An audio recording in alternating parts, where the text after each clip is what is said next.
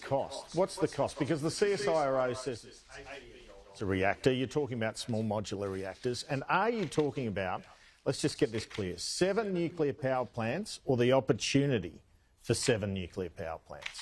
Well, Andrew, as we know, in the government's plan, it's about $1.2 to $1.5 trillion. That's an enormous cost. All of that's going to be passed on to consumers. Our proposal will cost a fraction of that cost.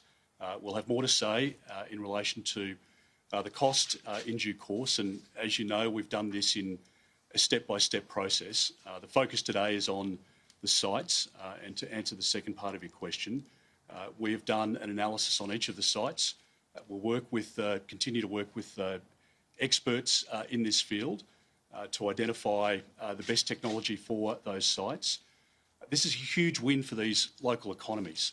Let's be very clear about it. As we see in the United States, economies are bolstered by clean energy, cheaper energy and reliable energy because it attracts heavy industry and it attracts jobs. And this is why when you look at the investment that we're making, it's over an 80-year period. So the amortisation period is much longer than, say, a wind turbine project, which is about 19 years.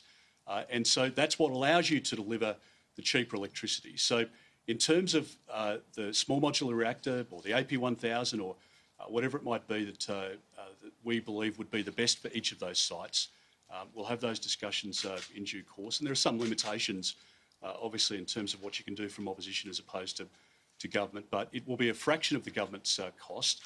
But it will be a big bill, there's no question about that. But this is about modernising our energy system. It's about making sure that we have cheaper electricity.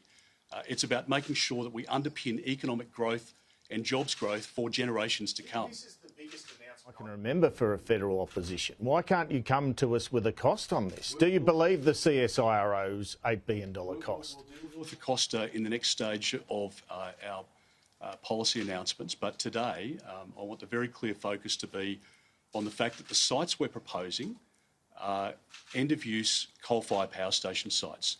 So when you hear Labor go out and say, is it going to be in this park? Will it be on this beach? All of that childish behaviour that we'll expect from the Prime Minister, the cartoon characters, all of that. It's time for an adult conversation about keeping the lights on and pushing power prices down.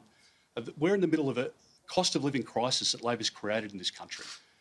And we have a plan to take our country forward to reduce electricity prices, to make sure that we get our emissions down. And as we know, in the top 20 economies in the world, Australia is the only one that doesn't have or hasn't signed up to nuclear energy. So in those markets, we know that electricity is much cheaper than what it is here. And I want to make sure that when we talk to pensioners who this winter, under this government, will either heat or eat, but not both. That is not acceptable in our country, so we'll deal with that.